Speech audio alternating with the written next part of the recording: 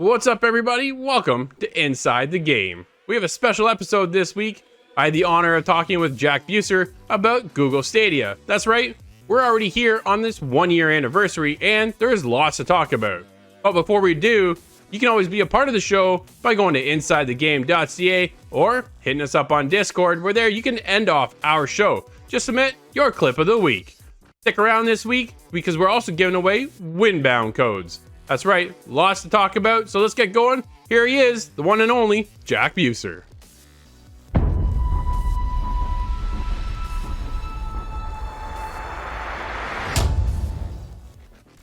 Ladies and gentlemen, I have a very special guest and one I have been looking forward to speaking with. We are talking to the Director of Games at Google Stadia, Mr. Jack Buser. Jack, welcome to the show and happy birthday for Google Stadia.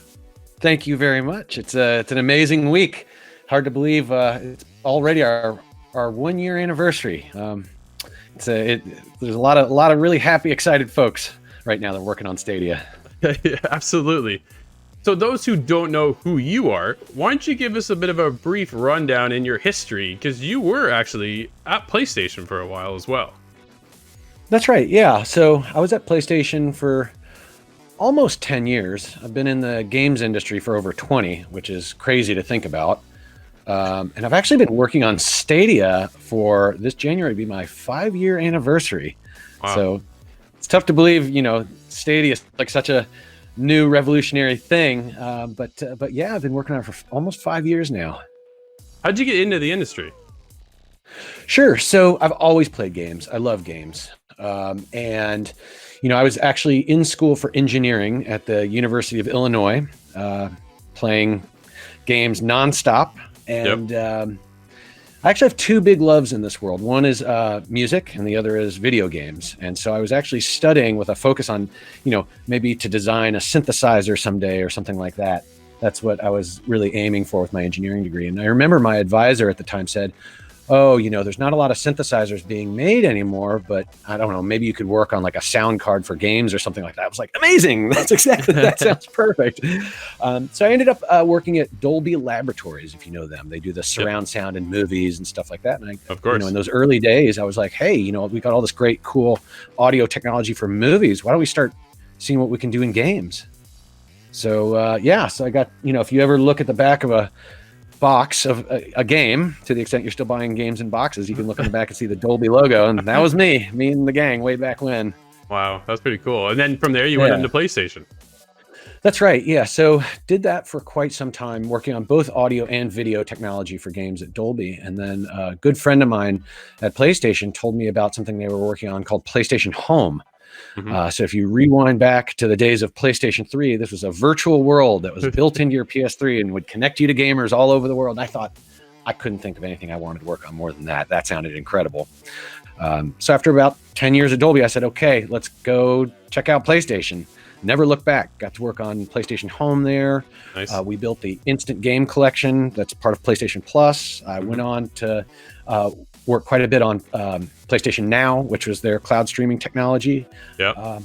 And then got that call from Google, and I said, okay, well, they won't tell me what they're up to, but it sounds like it's something cool. And I couldn't resist. I made the jump. I was really happy to find out what they were working on. Yeah, obviously, right? But at the time, though, were you just a little apprehensive? Were you nervous going, you don't want to actually tell me what you guys are creating, but yet you expect me to come work for you? Is that really something that's one heck of a leap there, Jack. Yeah, but you only get so many years on this earth, right? And you might as well take a risk here and there. And while they wouldn't tell me what they were working on, I figured it had something to do with games, right? Because otherwise, why would they be calling me? And I figured it had to be something pretty cool, because otherwise they would have at least hinted to me what it was. So I actually guessed correctly. At the time I was working on PlayStation Now, and I said, okay, well, a company like Google, if they were ever going to come into this industry, I have a pretty good idea of how they would do it. And I wasn't wrong. No, obviously not, right? So when your time at PlayStation, you were there for the launch of consoles, correct? That's right. Yeah. So I came in during the PlayStation 3 generation, but was very fortunate to work along with many other talented individuals on the launch of the PlayStation 4. Yeah. And that was really, really amazing. And at the time, it was the ride of a lifetime. I'd say, for me now, looking at Stadia, that is, to be a part of this and to know we're a year in this amazing journey now, it's truly been just the most exciting thing I've ever done in my professional career. That's cool. Let's get into it then, Jack. The fact that you now were with PlayStation, you saw the launch of the PlayStation 4 and the rise and success of PlayStation, because PS3 had a bit of a rocky start.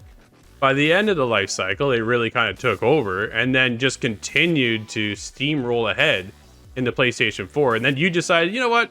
That's it. I'm just going to go to Google, found out what they're working on.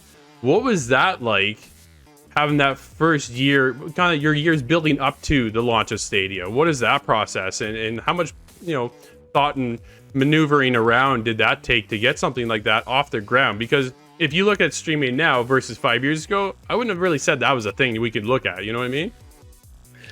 Yeah, launching a game platform is extremely tough. And that's why you haven't seen a lot of major new players get into this space in a long time. And I mean, if you look at the history of, game platforms, it really hasn't been since the original Xbox that you saw another big player like Google come into the games industry with something revolutionary.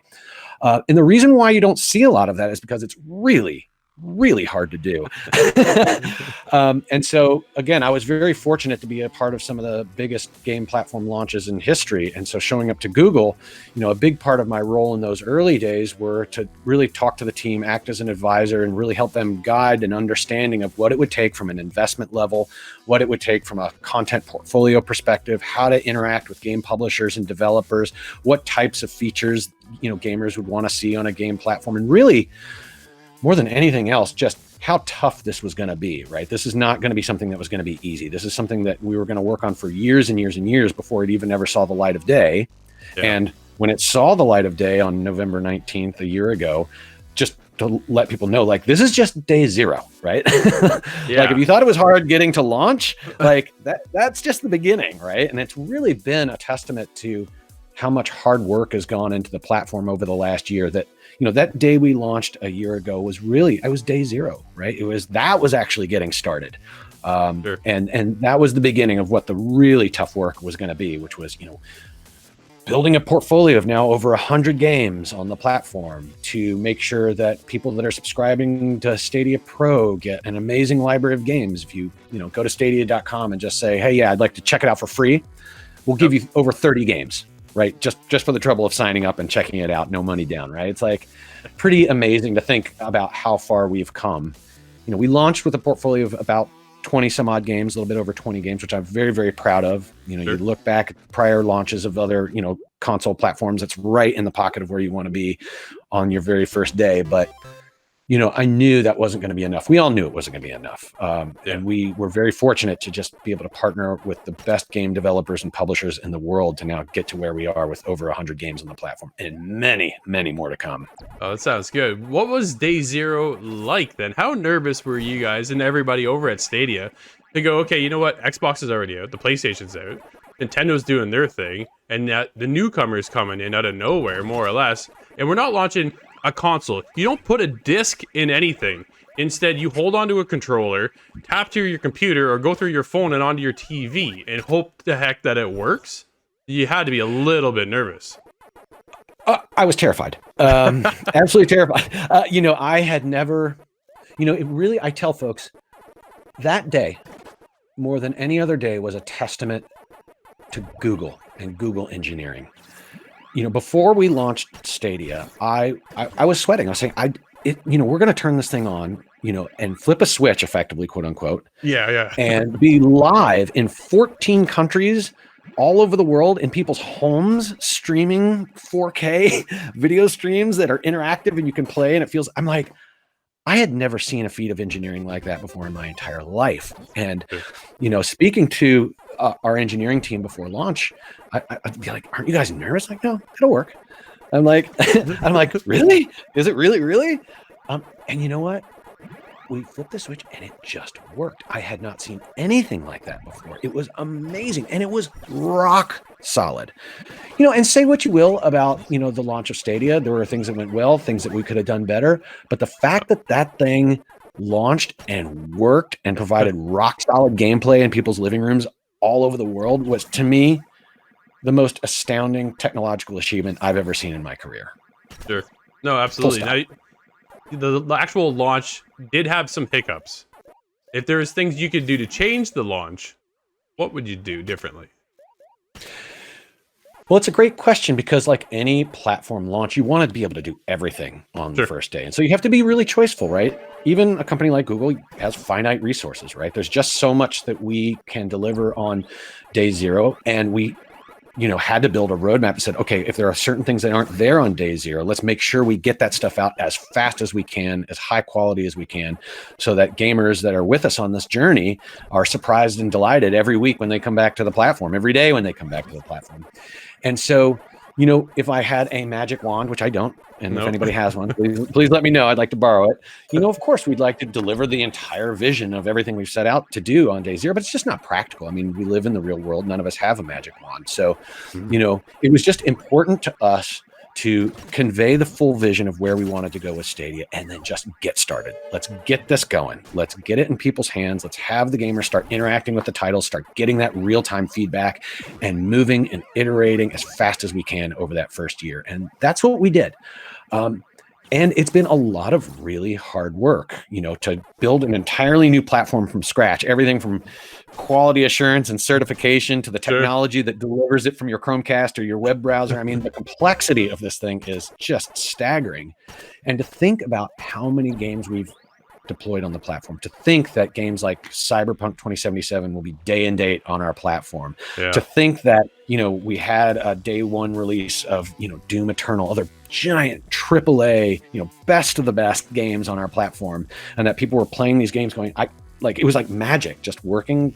To me, it's just a testament to just how much hard work has been going on over the past year. And we're just getting started. This is just the beginning. It's definitely a cool platform. My friends were downloading. They had an update on their game for Destiny 2. I went to Stadia, turned it on, and started my game. And it's just that simple, right? There was no update because it's already done through the Google system, and I didn't have to worry about it at all. And I just started. So to be able to knock that out of the window and not worry about it for the future of the platform is a big bonus. A good step forward.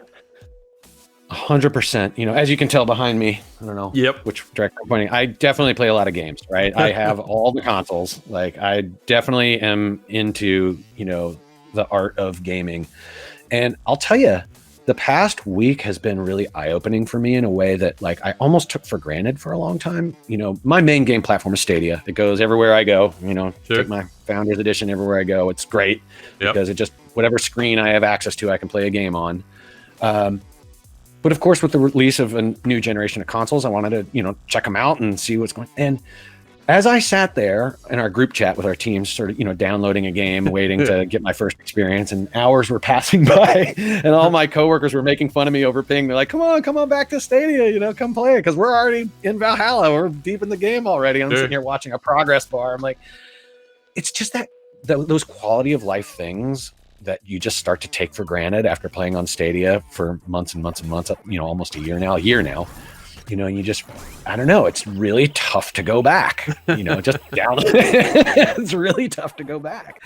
So yeah, it was very eye-opening for me, having worked on this for so long and playing on it so much, I've learned, don't take that kind of stuff for granted. It's those quality of life improvements are so important for folks.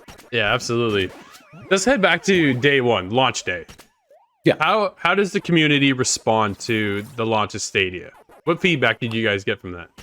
Oh, it was a tidal wave. I mean, so we got a lot of different types of feedback, right? So we have our ear to the ground all the time, listening to gamers, gathering, what we call their qualitative feedback. So that, I spend a lot of time in our subreddit, right? Looking at what people are talking about, listening to the conversations that are going on there. And of course, we're taking all that information back, to the team and saying, hey, here's what people are talking about online. Of course, Twitter and, every other place you can get that kind of qualitative feedback. We pay very close attention to that stuff. But then we're also just looking at how people are behaving on the platform. What kinds of games do they enjoy most when they come into the platform? What's their first go-to game, right? Are people, are they engaging with one game or are they playing tens of games? Those types of things are really, really insightful for us because they help us, just make the platform better. So to answer your question specifically, on day one, I mean, it was just overwhelming, frankly. Like, we were ready, like we we're in our war room, ready to get the information. And it quickly, we realized, like, okay, we're getting a lot of great feedback, some of it positive, some of it not so positive, some of it neutral. And just like, let's get the stuff categorized, let's get it into buckets, and let's get an action plan together. So what part of our plan can stay the same, because what's happening out in the real world is what we predicted, and what things are happening out in the real world that we didn't predict, or that, we got wrong. Right. And so it was immediately, like, right there in the war room. I have pictures. It was such a fun day, just thinking, okay, well, we got to change this. Okay, well, we got to do that. Okay, well, this part of the plan, definitely we got to stick to, because that's definitely resonating. And every day is actually like that. It hasn't stopped. Now, we're not all sitting in a war room together. I wish we could. Yeah, no kidding. But every day, we're looking at the feedback from our community, and we're saying, okay, what can we do better? What can we change? What can we double down on because of what folks are telling us? What did you guys get wrong on day one? Oh, boy. Well, I think one of the things that everything was perfect. No, I mean, look, I'd say one of the things that, I think that we got really good at over the prior year that we weren't amazing at on day one, is really just having that bi-directional communication with our community to make sure that they absolutely understood the ins and outs and what have yous of what was going on in the platform. It took us a minute to build that muscle. And if you see us now, we're constantly interacting with the community, constantly letting them know, that they're being heard, and that, we're listening, and they can see it in our actions, right? So we've launched in the past year over 100 new features to the platform. Right. And it wasn't because we thought those features were cool and we made them up. No, it's because people were asking for them. Sure. And so I think, that is something that we've gotten very good at over the past year. And it just, again, this isn't my first rodeo. It takes a minute for an organization to build that muscle, to get that flywheel, that feedback loop going. But once it gets going, it is your most powerful tool in your toolbox, no question. No, whoever handles your state or your Twitter department is fantastic, because they're constantly responding to whatever I put up there, and a bunch of us throughout the community. They're always on top of it. So I got to commend them. They do a fantastic job. Now, I appreciate that. You also brought a special person over to Google. She is the VP of Games at Stadia. Jade Raymond now works with you guys. How monumental is that to bring her over to Google Stadia? I mean, it's huge, right? So if you look at Stadia Games and Entertainment and realize what that is, effectively, Google is building our own first party, right? Like, we're making our own games that are custom tailored for Stadia. And to have somebody like Jade at the wheel, who has made many of my favorite games, and to have her creative brilliance at the head of that organization is a testament to where we're going as a platform. So we've already got 15 exclusives on the platform. But again, we are just scratching the surface. If you think about what a first party organization, what Stadia Games and Entertainment can do with the Stadia platform, what it means is that they just have to worry about Stadia. Right? They don't have to worry about a game that also has to launch on a PC or a game console. No, they're saying, okay, how do I take this entirely new kind of game platform that is 100% in the cloud, right? These massively powerful supercomputers in these giant data centers that are directly connected into YouTube. How can I harness all of that power to create something which the world has never seen before, that no game console or PC could ever do, no matter how powerful, because it's a network appliance in your living room versus a data center that's directly wired up into the internet, right? And so we are just scratching the surface. You're seeing a lot of these features actually get deployed into the public now. These sort of differentiated features like crowd play, crowd choice, state share is a big one coming. Which it's going to come to Hitman 3. These are things that games can't do on a game console by and large, because it's just not in the cloud. It's just not directly wired up to the internet the way that Stadia is. The idea that you know, I could be playing a game and streaming it on YouTube, and you could see me play and go, hey, I want to join, and then jump through the YouTube video into the game seamlessly with me, and we could play together. Yeah. And then we could say, well, this is cool. We just finished, I don't know, level 3 in record time. Let's state share that with the community and see if anybody can replicate exactly what we did or beat it, right? Like those are the types of experiences that, again, are a little window into where games in the cloud are going to go in the future. We call it cloud native. Right. Now, you mentioned 15 exclusives already on the platform.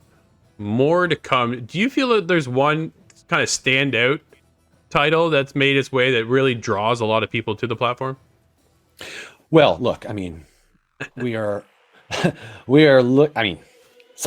I couldn't be more excited for that title. That's an easy one.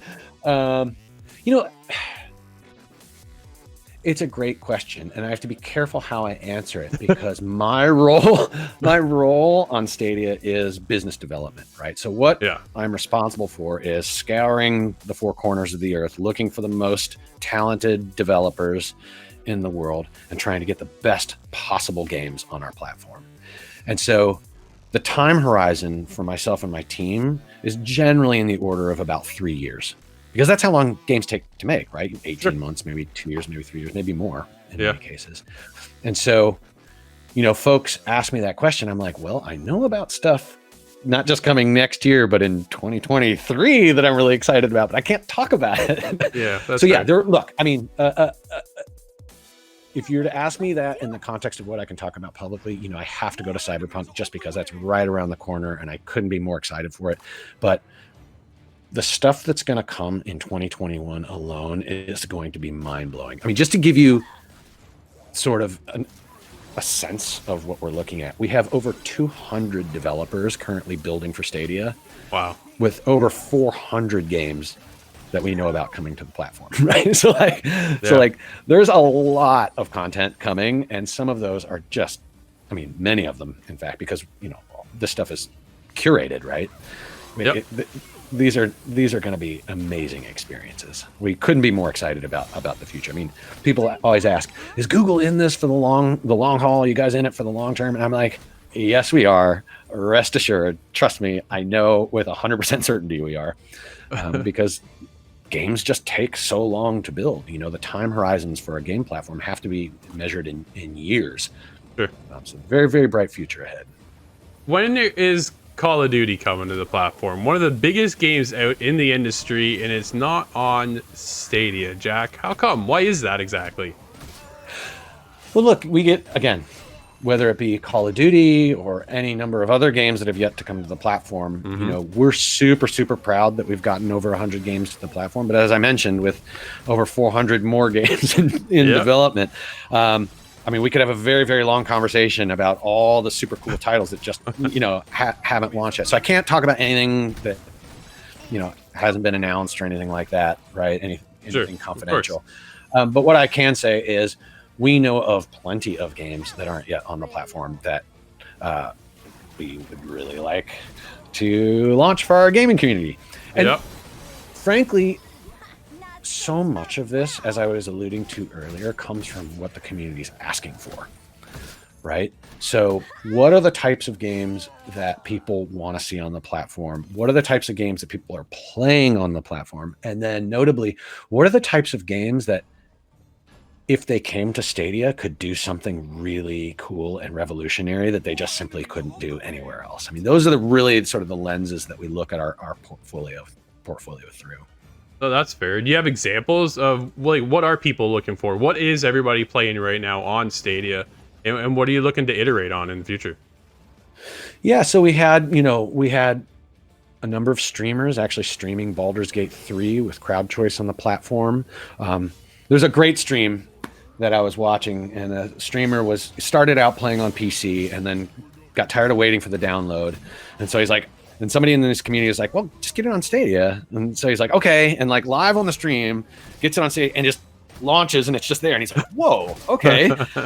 And then, you watch the stream and you get to the point where he starts to see some of these differentiated features, the crowd choice, and starts asking the community, questions and they get to dictate what happens in the game. And like, I don't know, you start to see some of this stuff and it's just so incredibly exciting. You know, we ran a bunch of experiments with my favorite. I don't know if you can see him in the background, Bomberman back there. Yeah, I see him. Yep.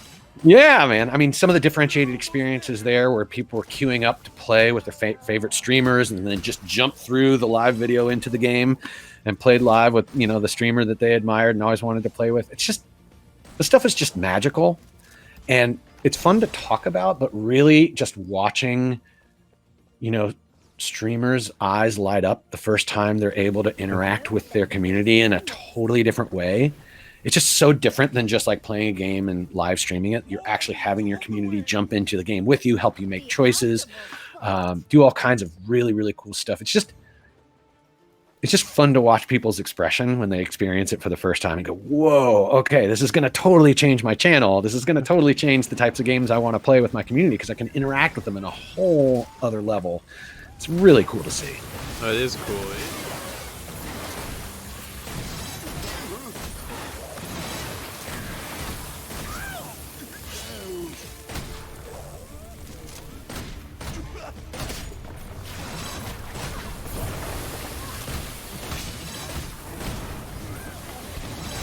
That was trivial.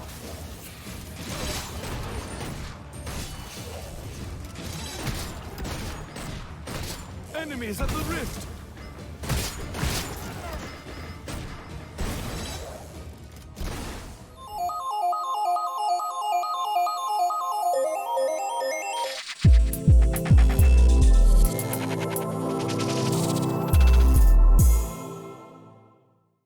All right, Scott. Looks like we're lost out at sea, my friend.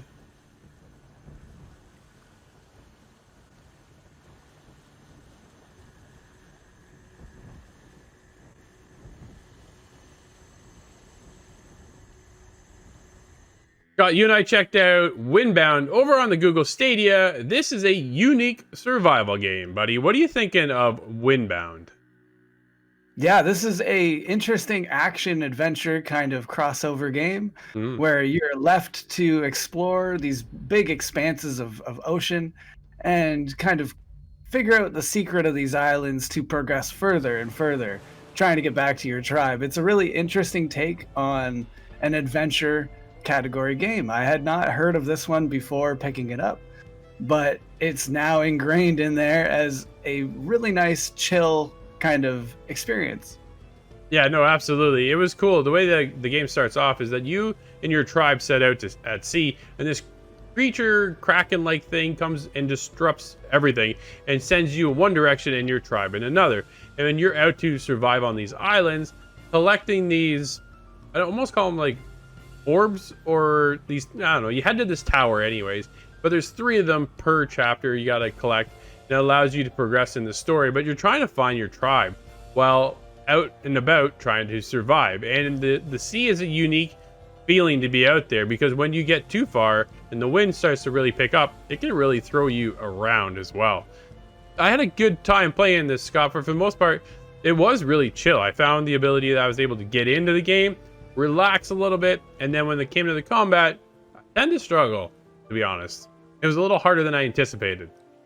Yeah, it is an interesting blend. There is this duality between kind of just at your leisure exploring the oceans and going to these islands just as like a nice friendly experience. Yeah. And then that mashed with fighting some of the creatures that you come across on these islands. And it's very, I don't want to say unforgiving, but you have to be careful with your offensive nature.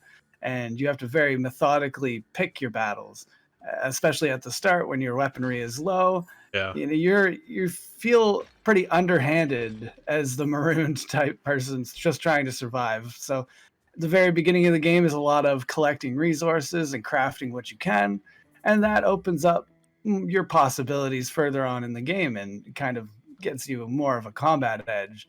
I thought that was really interesting, and a lot of the fighting you do is to get some special items that you need to get you the higher level gear. So it's all for a purpose. It doesn't feel like you're just grinding away at nothing. It's all working towards something.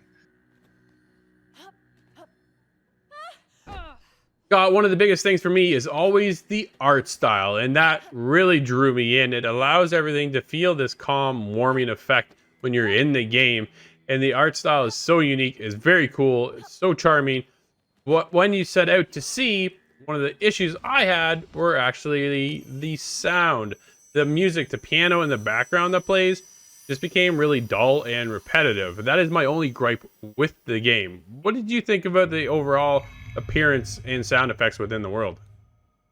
I really enjoy the way everything kind of has that wispy. I'm not sure what the style is actually called for it. It's not quite cel shading, but Yeah.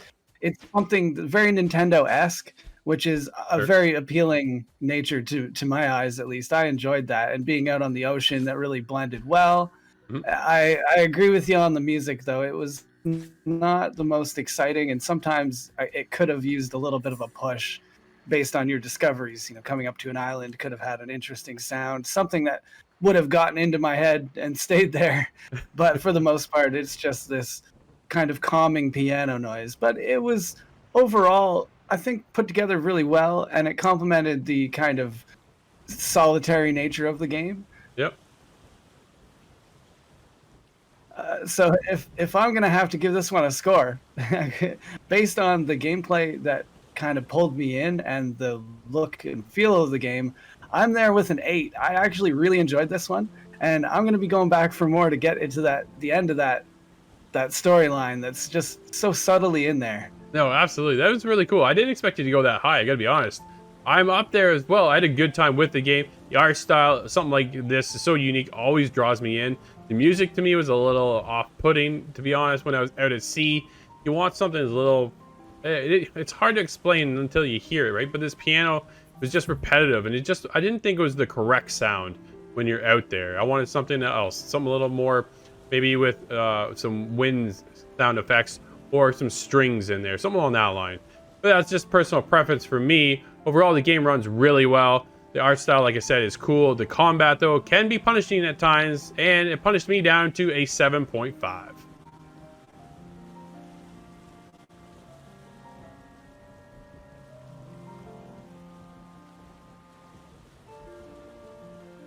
A calm and gratifying exploration experience with survival mechanics and hard combat.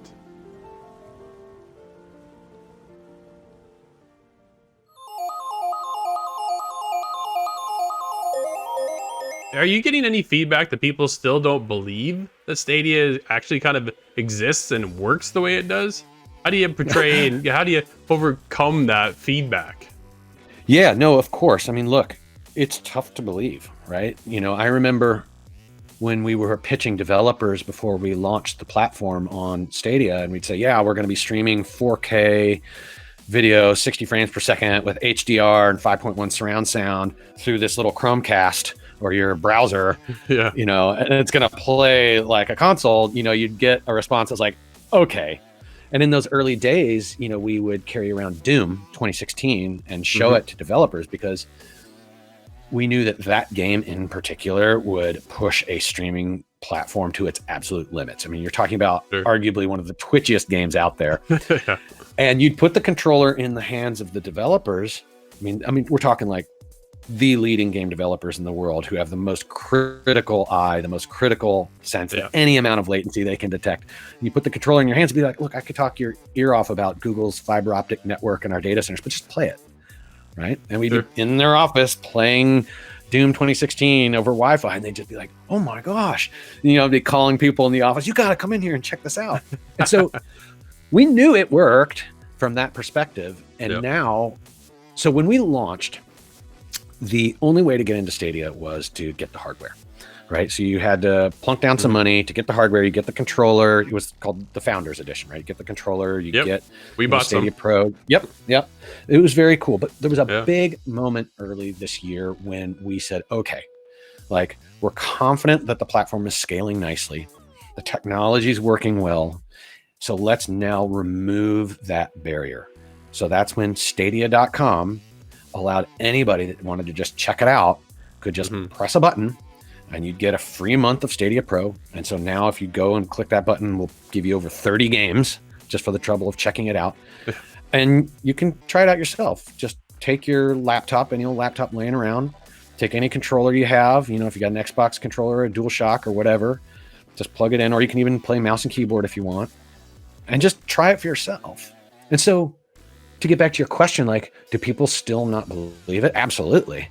And so what do you tell them? I say, www.stadia.com. Just check it out. You got nothing to lose, right? Like, it doesn't cost you a dime to check it out.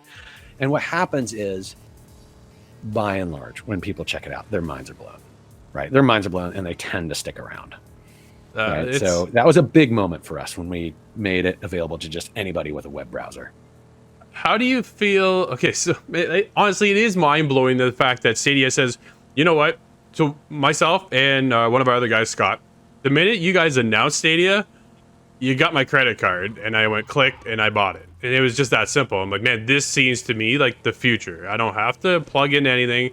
I go from my TV to my computer to my Google Pixel phone, because at the time, your phones were pretty limited at launch as to what could tap in, and I wanted to be able to take this thing wherever I go.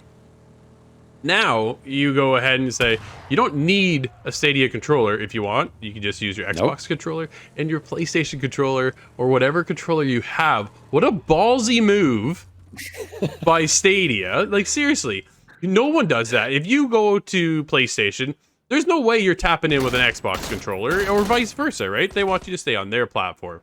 You guys just go, here, just come and play.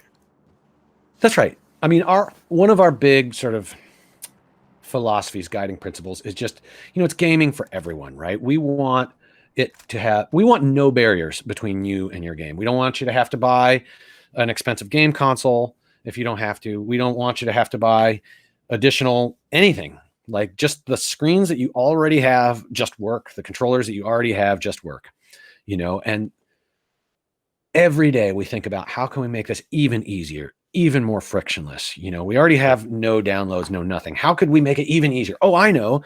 Let's arm YouTube streamers with the ability to, have people jump through their streams into the game seamlessly. Let's, and so things like that really are a core principle of what we're trying to do here, right? Is to just any sort of barrier or friction between you and the games you want to play are just gone.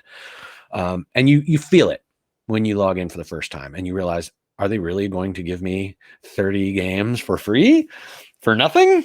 Okay. And it's just the value and the convenience of Stadia. Once you taste it, it's tough to give up. It really is. It's tough to give up. Yeah. So Stadia Pro over here in Canada is about, I think it's $13 a month. Worth every penny as far as I'm concerned. Thank you. It seems surprising to me, though, that every month when it launches, it refreshes with 6 new games. What are the deals that go into getting those signed up? And how do you get people convinced that just give us your game to put on the platform for this month? How does that procedure work? What a great question. So let's start. So for folks that aren't that familiar with Stadia, I should explain a little bit about how it works. So sure. Yeah. So what is Stadia Pro? So Stadia Pro is a subscription. You get a month for free just for checking out Stadia. You don't need it. You don't have to have it. If you don't want to pay a subscription fee, you don't have to. You can just go in and buy the games you want, just like you'd buy from any other digital storefront. Okay. So there's a lot of confusion. Oh, I need a subscription for Stadia. No, you don't. No, you don't. No. You just come in and buy the games just like you would anywhere else. But there are so many games in Stadia Pro and so many coming all the time that people, like, once they check it out, they're like, okay, I'm going to keep this, as you mentioned, right? You're a fan of the service. So it actually works a little bit differently than some other game subscriptions you'll see out there, because in other game subscriptions, by and large, when a game leaves the subscription, you can't play it anymore. Yeah, it's just gone. Which, for people that know how games are played, isn't all that great, right? Yeah. So Stadia Pro lets you keep the game, right? So let's say you're playing a game in Stadia Pro and that game leaves Stadia Pro. As long as you claimed it, it is yours for as long as you're a subscriber. So what that means is, for folks just coming in today to Stadia Pro, you get 30 games, and then another batch will come, and now you'll have even more games. You'll have 35 games and 40 games, and you'll start to build this collection as you're just claiming them as they keep coming in. So you are a founder, so you probably have if you've been If you've been My good about list. claiming your games, you should have over 60 games now in your library. I have to scroll on my phone. Like I'm going through pages now at this point, right? So think about it, right? So think about the value. If you figure we have over 100 games on the platform all in, Mhm. and you as a founder as part of Stadia Pro claimed over 60 of them, I mean, do the math. It is a huge value. You're getting Yeah. a massive chunk of the total library just for being a Stadia Pro customer. Of course, Stadia Pro also allows you to play in 4K. Otherwise, you're playing in 1080p. And it has, it has other benefits like that. But really, it's just the games. I think most people they just see such a tremendous value. So that's how it all works. Sure. So in terms of our relationship with publishers by and large really like the idea that gamers can buy their games on Stadia just like everywhere else, because that really is the backbone of the games industry, which is people buying video games. Yep. Right. So they quite like that part. And then for those publishers that want to come into Stadia Pro, we'll make it worth their while, right? So we'll make sure that there's the right set of incentives set up so that people want their games in the subscription service. And for publishers, that's really good because I can put my game in Stadia Pro, but I can also sell it to people that missed out on it or otherwise aren't Pro subscribers. So it's really a nice economic model Mhm. for our partners, and one that they really, really appreciate because they get the best of both worlds that way. No, that's fair. We touched on earlier that we're able to bounce from screen to screen to screen. I went from my TV to the PC to my phone, and now, coming in the very near future, finally will be the ability to play on my iPad through a web app service, from what I understand. How is that working? I don't want to say in a sense, but why did it take so long, man? Because it was everywhere else. Oh, that's a great question. So iOS is coming. Depending on when this airs, it may even be out. I don't know exactly when it's going to be landing, but I'm able to. I work on the project, so I You're lucky. know it works. Yeah, it's we knew we always wanted to be on iOS, right? Because so many people have iPhones, etc. Yep. And we spent the year, pretty much any Android device already supports Stadia. So if you're on Android, you've probably been good for a while. But iOS was tough for us. We wanted to know how we were going to launch on the platform right. And so the experience is quite seamless, actually. So basically, you're using your web browser on your iPhone. And what you can do is you can just create a little bookmark, and it puts a little icon on your home screen, and it just starts to behave just like an app would in many ways. So it's pretty easy to use, and I gotta tell you, it's just magical. Again, like it's one of those things you just start to take for granted, but I have to stop myself and I have to think, okay, wait, don't take that for granted. Like, okay, wait a minute, I'm playing Doom Eternal on a phone. It's like, what? I'm playing Baldur's Gate on a phone? Like, what? And you kind of have to stop yourself. Like that first time that you play Stadia on your phone and you realize like this is a no compromises, full on AAA game, and I'm playing it on a device that I charge at night and and I make phone calls on. Like that's pretty cool. So yeah, it's coming to iOS, it's a big deal for us. The user experience is very, very seamless, super easy to do, and frankly, if you haven't played Stadia on a phone, it's just magical. It really is. It's just magical. It's definitely pretty cool. There are certain games I'm like, man, this text is just a little too small on my phone. But for the most part, yeah, there are a few things that are good there for sure. Yeah, I mean, it's so funny. We would talk about this all the time as we were thinking about mobile gameplay in Stadia. You do have some games that try to optimize for mobile because they know the screen is going to be so small, but man, those are high resolution screens now. Yeah, it's like, I'm sure that's higher res than my TV in one of my rooms at least. So it's nuts. It's nuts. It's a very cool experience.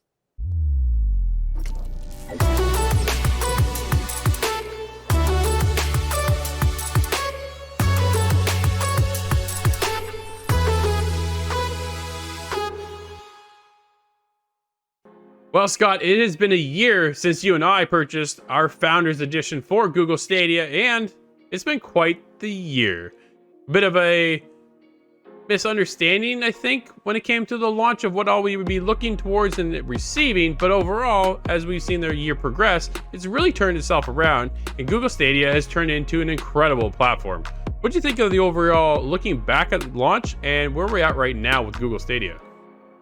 Well, we were both excited to jump on and get our founders pack and check out something new. Yeah. But you're right. There was a bit of a low information about what Stadia was going to mean, especially as we got on through the calendar. But it seems like they've been busy over there and bringing over enough content to justify the membership. And it seems to be getting more and more interesting. There's games on there now that are brand new releases. We've checked out some of the exclusives. Guilt is standing out in my mind as a very interesting title. Yep. And I'm excited to see kind of where it goes given even more time. No, absolutely. When Google Stadia first launched, we looked at it and we were looking for exclusives. And I think that was one of the biggest gripes we had moving onto the platform was everything that's there on day one for launch. We, as industry vets, I guess you could say at this point, have already played those games. Right? So for us, that was kind of a takeaway that we were looking for something new on the platform. And being that the platform itself was new, to still launch with 20 some odd titles on day one is pretty remarkable. Xbox hasn't seen that. PlayStation hasn't seen that either. They typically launch with a handful of games, not 20, a handful. But overall, like I said, we had played a lot of those games. Guilt being one of the few that we hadn't, were able to jump in, had a great time with that one.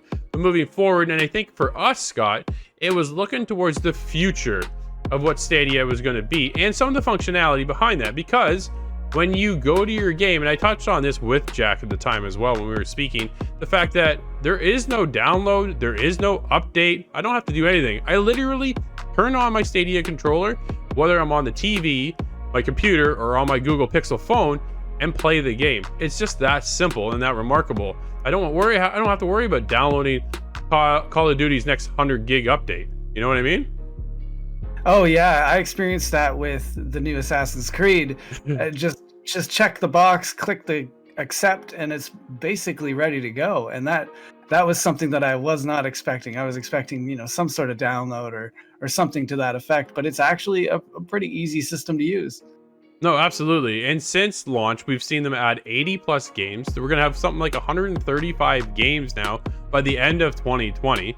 If I grab my phone and I scroll through my Stadia app, like I'm now at pages going through. If you're a pro member, we have something like 65 titles at our disposal and good games too. Not that it's just like little, I would say, experiences, but full-fledged games.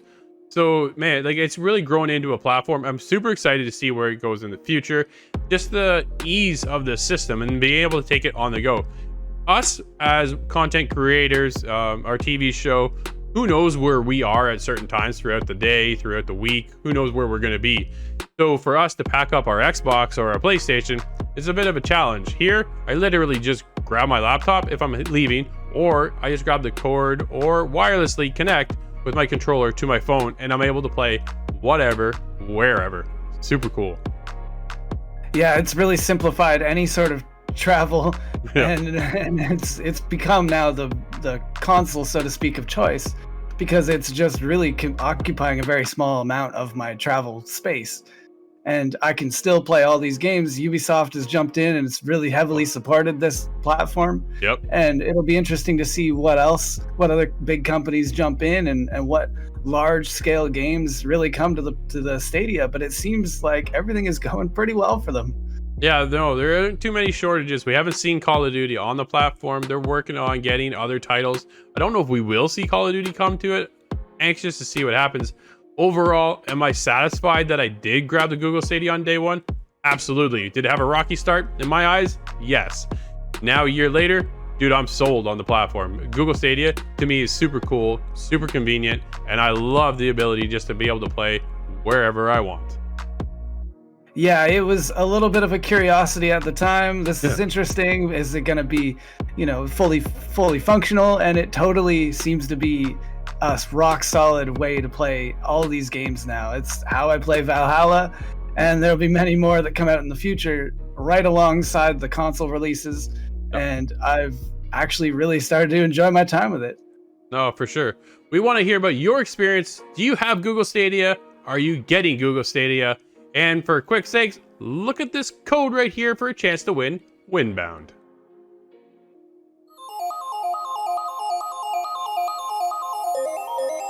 So just this past week, Xbox Series X/S came into the world, and so did the PlayStation 5. Have you had the chance to play on those consoles? And what's the perception moving forward with Stadia is Project xCloud is a thing now as well with their streaming service over at Xbox. You fear the competition over there at all? Oh, great question again. So yeah, I've played them both. Back there. There you go. Right. I play everything. I own everything. I love games in all their forms. And it's a great question. Look, I mean, I already told you my experience, downloading games on day one while my coworkers were making fun of me playing Valhalla and getting far ahead of me on Stadia. But specifically touching on, other cloud streaming platforms that have come to market, I got to tell you, it is a wonderful thing to see so many big companies that I respect say, yep, we see what Google's doing. We see the vision of cloud streaming and we want in, right? We want to be a part of this revolution too, a part of this movement.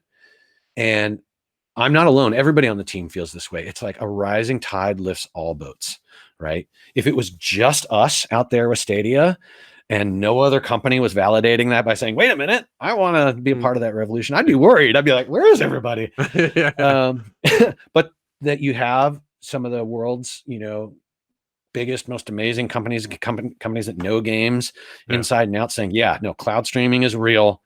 And it's not just the future, it's right now. And we want in, like, to me, is very, very, it's humbling, it's validating. And yeah, more folks at the party makes it a better party. Oh, that's fair, right? Competition is good. That's for sure. Totally. Our time is almost up, but I have a few more quick questions. Go ahead. The Stadia controller right now is comfortable. I think it's well responsive. But are we going to see an iteration on this? You see you see Xbox making the Elite controller and the Elite controller 2. Are we going to get something similar to that for Stadia? Well, I can't confirm anything not announced like that. But what I can say is that Stadia is always evolving, right? So you've been on the platform for long enough to see it happen in real time. Yeah.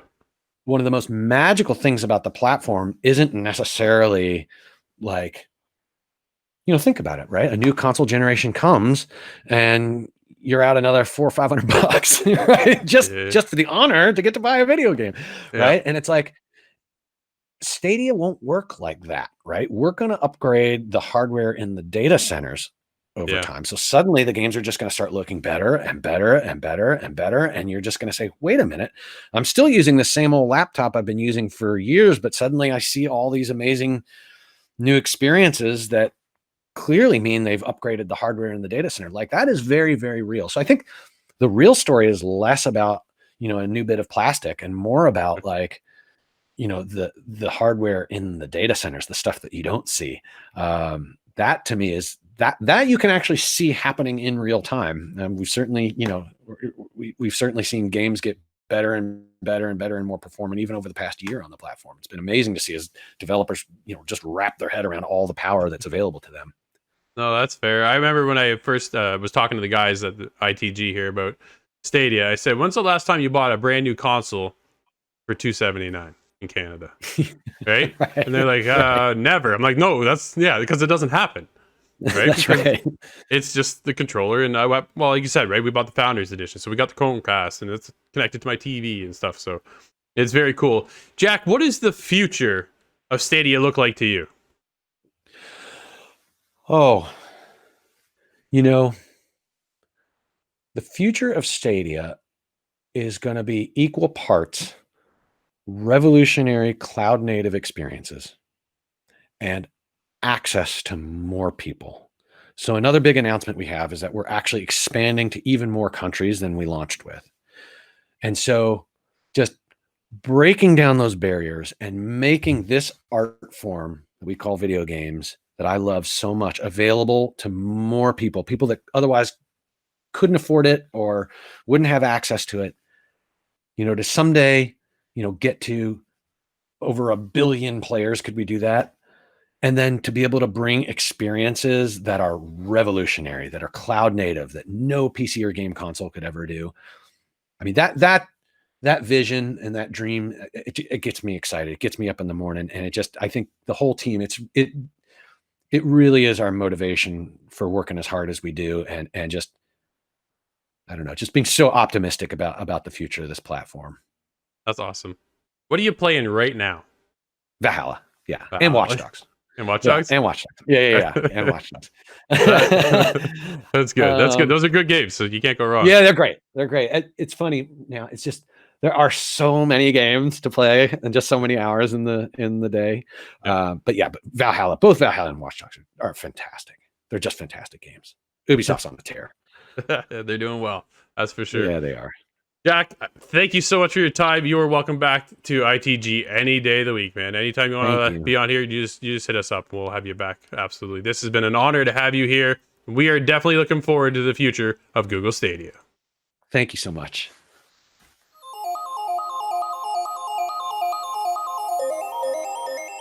That'll wrap up this week's special Stadia episode, and a big shout out and a thanks to Jack for allowing me to speak with him for a very long time about the past, present, and future of Google Stadia's platform.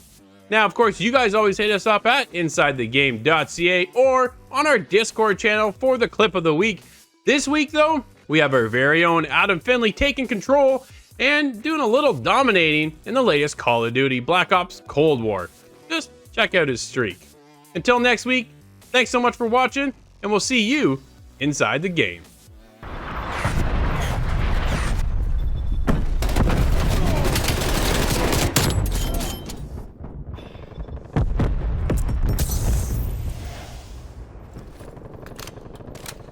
Enemy care package above. TACOM, establish spy plane overflight.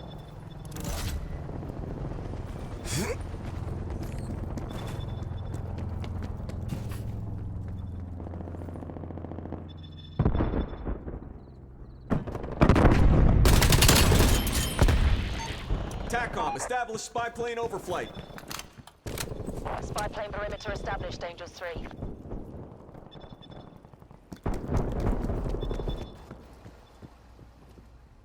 Enemy RCXD detected.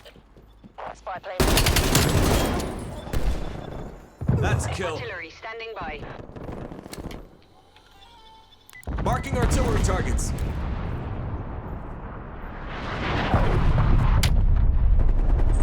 Flying on fumes. Spy plane returning to base. Check fire.